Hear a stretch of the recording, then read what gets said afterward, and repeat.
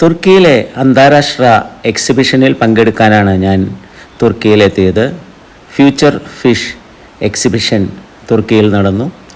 ഈ കാണുന്ന ഒരു വലിയ വ്യവസായിയുടെ ഫാമിൽ സന്ദർശിക്കാനുള്ള അവസരം ലഭിച്ചു. അത് എവിടെയാണെന്നോ കടലിലാണ്.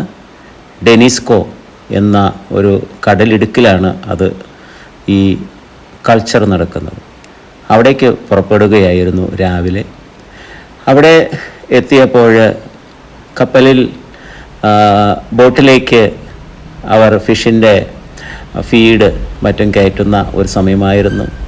ആ പ്രദേശത്തുള്ള അവരുടെ ഫാമിലുള്ള ഒലിവ് മരങ്ങളുടെ വീഡിയോ എടുത്തു. അതെല്ലാം നിങ്ങളെ കാണിക്കുകയാണ്. ഇതെല്ലാം ഒലിവ് കായ ഉണ്ടായി കിടക്കുന്നതാണ്. വളരെ മനോഹരമാണ് ഒലിവ് കായ ഉണ്ടായിക്കിടക്കുന്നത് കാണാൻ. വളരെ വർഷങ്ങൾ പഴക്കമുള്ള മരങ്ങളാണ്. ഇത് വെട്ടി നിർത്തി ചെറുതാക്കിയാണ് അവർ, ചെറിയ ചെറിയ ശിഖരങ്ങളാക്കിയാണ് നിർത്തി ഇതിലെ കായ ഉണ്ടാവുന്നത്. ഒരു ഒലിവ് മരത്തിൽ നിന്ന് ഏകദേശം 10-200 കിലോ കായ ലഭിക്കും. അത്രമാത്രം കായയാണ് ഉണ്ടായിക്കിടക്കുന്നത്. എനിക്കതൊരു വലിയ എക്സ്പീരിയൻസ് ആയിരുന്നു. ആദ്യമായാണ് ഒലിവ് മരത്തിലെ കായ ഉണ്ടായി കിടക്കുന്നത് കാണുന്നത്. ഒലിവ് മരങ്ങൾ കണ്ടിട്ടുണ്ട്, എന്നാൽ കായ ഉണ്ടായി കിടക്കുന്നത് ഇതുപോലെ റെക്കോർഡ് ചെയ്യാനായിട്ട് സാധിച്ചിട്ടില്ല. ഈ പ്രദേശത്തുള്ള ഓരോ സ്ഥലങ്ങളിലും വലിയ വ്യാപകമായി ഒലിവിൻ്റെ കൃഷി തുർക്കിയിൽ നടത്തുന്നു. നമുക്ക് പോകാനുള്ള ബോട്ടിലേക്ക് ഫിഷിൻ്റെ ഫീഡ് എത്തിക്കഴിഞ്ഞു. ഓരോ ദിവസവും ഫിഷിൻ്റെ ഫീഡ് 12 ടണ്ണാണ് ഇവിടെ കൊടുക്കുന്നത്. അത്രമാത്രം ഫിഷ് ഉണ്ട്. ബോട്ട് റെഡിയായി കഴിഞ്ഞു. നമ്മുടെ ഒരു പൂച്ച ഇവിടെ എത്തിയിട്ടുണ്ട്. ഇവനിവിടുത്തെ കാര്യസ്ഥനാണ്. കാരണം മത്സ്യങ്ങൾ കടലിൽ നിന്ന് കൊണ്ടുവരുമ്പോൾ ഇവന് ഓരോ പീസ് ഇട്ട് കൊടുക്കും. അപ്പോൾ അത് വെയിറ്റ് ചെയ്യണം അവൻ. എന്നും ഹാർവസ്റ്റ് ഉണ്ടാവും. ഇപ്പോൾ ഈ പോകുന്ന ബോട്ടിൽ ഫീഡെല്ലാമായി പോയതിന് ശേഷം തിരിച്ചവിടെ നിന്ന് ഫിഷിനെ പിടിച്ചു കൊണ്ടുവരും. ഞങ്ങളെ രാവിലെ പിക്ക് ചെയ്ത ഡ്രൈവറാണിത്. അദ്ദേഹം നല്ല ഒരു മനുഷ്യനാണ്, തുർക്കിക്കാരനാണ്. ഇത് എനിപ്പാണ് ഇന്ന് നമ്മളോടൊപ്പമുള്ള ഗൈഡും അവിടെ വർക്ക് ചെയ്യുന്നതും എല്ലാ ഡീറ്റെയിൽസും പറഞ്ഞു തരാനായി നമ്മുടെ കൂടെ പോരുന്നത്. എനിപ്പ് ഒരു തുർക്കിഷ് ലേഡിയാണ്. ഇവരുടെ ഈ ഫിഷ് ഫാമിങ്ങിൻ്റെ ഇൻചാർജാണ്. പുള്ളിക്കാരത്തിയാണ് കാര്യങ്ങളെല്ലാം പോയി കടലിൽ പോയി നോക്കുകയും ചെക്ക് ലിസ്റ്റ് ഉണ്ടാക്കുകയും പ്രോഗ്രാം നോക്കുകയും ഒക്കെ ചെയ്യുന്നത്. ഫീഡെല്ലാം എന്നെ കാണിച്ചു തന്ന് എക്സ്പ്ലെയിൻ ചെയ്യുന്നതാണ് ഈ കാണുന്നത്. ഫിഷിന് കൊടുക്കുന്ന ഫീഡുകൾ പല സൈസിലുള്ള ഫീഡുകളാണ് കൊടുക്കുന്നത്. പല സൈസിലുള്ള ഫിഷ് അവിടെ കേജിലുണ്ട്. ബോട്ട് റെഡിയായി കഴിഞ്ഞു. ഫീഡെല്ലാം കയറ്റിക്കൊണ്ടിരിക്കുന്നു. ഞങ്ങൾ ബോട്ടിലേക്ക് കയറി. എൻ്റെ ബാഗൊക്കെ അവിടെ വെച്ചു. എല്ലാം ഷൂട്ട് ചെയ്യാനുള്ള ധൃതിയിലാണ് ഞാൻ. ഇനിയിപ്പോൾ ഓരോന്നും എനിക്ക് മൊബൈലിൽ കാണിച്ചു തരും. അറിയില്ലാത്ത കാര്യങ്ങൾ മനസ്സിലാക്കാൻ അവരുടെ ലാംഗ്വേജിൽ കഴിയാത്തത് ട്രാൻസ്ലേറ്റ് ചെയ്തു തരും. അങ്ങനെ ഞങ്ങൾ കമ്മ്യൂണിക്കേഷൻ നടത്തുകയാണ്. തുർക്കിഷ് മാത്രമാണ് എനിപ്പിനെ അറിയൂ.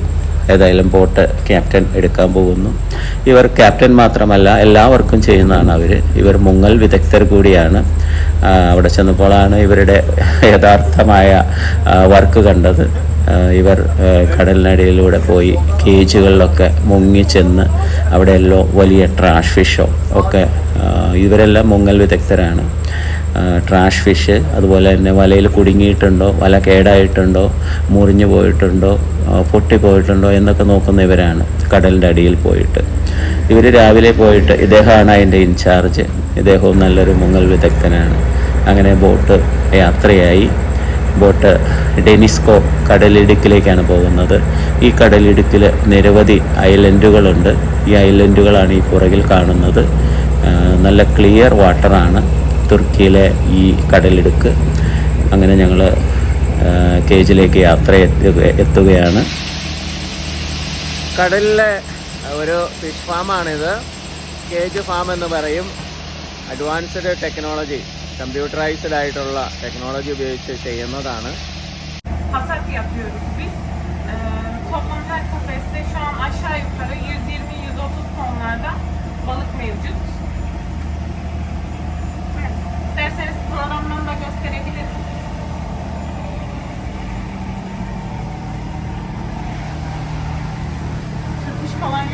Şu an dalgıçlar yavru kafeslerine gidecekler. B7'den başlayacaklar. Kaçak var mı, ölü var mı? Onları kontrol edecekler. Ve kontrol odasına gelip rapor verecekler. Advanced ആയിട്ടുള്ള ടെക്നോളജിയാണ് ഇവിടെ ഉപയോഗിച്ചിരിക്കുന്നത്. എല്ലാ പോണ്ടിലും ക്യാമറയുണ്ട്. ക്യാമറ വഴിയാണ് ഇതിനെ മോണിറ്റർ ചെയ്യുന്നത്, ഫീഡ് കൊടുക്കുന്നതും ഒക്കെ. ഇതെല്ലാം ഇപ്പോൾ ഫീഡ് ചെയ്തുകൊണ്ടിരിക്കുകയാണ്. എല്ലാ പോണ്ടിലേക്കും ഈ പൈപ്പ് വഴിയാണ് ഫീഡ് പോകുന്നത്. ഓരോ പോണ്ടിലേക്കും എയർ പ്രഷർ വഴിയാണ് ഫീഡ് പമ്പ് ചെയ്യുന്നത്. അതിൻ്റെ സെൻറ്ററിൽ നമുക്ക് കാണാം. പാർട്ട് 2-ലാണ് ആ വീഡിയോ. സെനിപ്പ് എനിക്കെല്ലാം എക്സ്പ്ലെയിൻ ചെയ്ത് തരുന്നതാണ് ഈ കാണുന്നത്. 36 പോണ്ടാണുള്ളത്. 30 ഡയാമീറ്ററിൻ്റെ പോണ്ടുകളാണിത്. ഒരു പോണ്ടിൻ്റെ ഡെപ്ത് എന്ന് പറയുന്നത് 50 മീറ്റർ ഉണ്ട്. ഇവിടെ നല്ല ഡെപ്തുള്ള സ്ഥലത്താണ് ഈ പോണ്ട് സെറ്റ് ചെയ്തിരിക്കുന്നത്. ഇന്ന് ഞങ്ങൾ വന്നപ്പോൾ ഫിഷിനെ ഷിഫ്റ്റ് ചെയ്യുന്ന ഒരു റെക്കോർഡിംഗ് ആണ് ഞാൻ എടുത്തിരിക്കുന്നത്. ഒരു പോണ്ടിൽ നിന്നും അടുത്ത പോണ്ടിലേക്ക് ഫിഷിനെ ഷിഫ്റ്റ് ചെയ്യുന്നത്. നഴ്സറി പോണ്ടുകളുണ്ട്, ഗ്രോവർ പോണ്ടുകളുണ്ട്, അങ്ങനെ പല രീതിയിലുള്ള പോണ്ടുകളാണ് ഇവിടെ ഉള്ളത്. ഈ പോണ്ടുകളിൽ നിന്നും ക്രെയിൻ ഉപയോഗിച്ചാണ് ഈ നെറ്റ് അവർ പൊക്കി അതിനെ എല്ലാ ഫിഷിനെയും ഒരു സൈഡിലേക്ക് കൊണ്ടുവന്ന് അടുത്ത പോണ്ടിലേക്ക് ഷിഫ്റ്റ് ചെയ്യും. ഓരോ പ്രായം ആവുന്നതിനനുസരിച്ച് ഫിഷിനെ ഇങ്ങനെ ഷിഫ്റ്റ് ചെയ്തുകൊണ്ടിരിക്കും. അങ്ങനെ ഉള്ള ഗ്രോവർ പോണ്ടുകളിൽ നിന്നാണ് നമ്മൾ ഹാർവെസ്റ്റ് ചെയ്യുന്നത്. ഓരോ ദിവസവും ഓരോ പോണ്ടിൽ നിന്ന് ഹാർവെസ്റ്റ് ചെയ്യും. എല്ലാ ദിവസവും രാവിലെ അവരെത്തും. ഉച്ചവരെ അല്ലെങ്കിൽ 3 മണി വരെയൊക്കെ വർക്ക് ചെയ്യും. അതിനുശേഷം തിരിച്ചു പോകും. ഇപ്പോൾ ഷിഫ്റ്റ് ചെയ്തപ്പോൾ കിട്ടിയ ഈ ഫിഷാണിത്, സീബ്രീമാണിത്. ഇതിനെയാണ് കൃഷി ചെയ്യുന്നത്. അതുപോലെ തന്നെ അവർ സീബാസ് എന്ന് വിളിക്കുന്ന ഒരു ഫിഷാണിത്. ഇതിന് നല്ല ടേസ്റ്റാണ്. ഈ ഫിഷ് നല്ല വിലയാണ് തുർക്കിയിൽ. ഇതിനെയും ഇവിടെ വളർത്തുന്നുണ്ട്. അതുപോലെ തന്നെ അടുത്ത പാട്ട് നമുക്ക് കാണാം. ഇദ്ദേഹമാണ് ഇതിൻ്റെ ഓണർ. അദ്ദേഹത്തിന് 5 ഫീഡ് കമ്പനിയും അതുപോലെ തന്നെ ഈ ഫിഷിൻ്റെ ഹാച്ചറിയും ഉണ്ട്. മറ്റു വിശേഷങ്ങളും എല്ലാം കാണുന്നതിനായി അടുത്ത വീഡിയോയിൽ കാണാം. പാർട്ട് 2-ൽ ഇത് ക്യാമറ ഉപയോഗിച്ച് കാണുന്ന സീനുകളാണ്. ഇതെല്ലാം പാർട്ട് 2-ൽ കാണാം.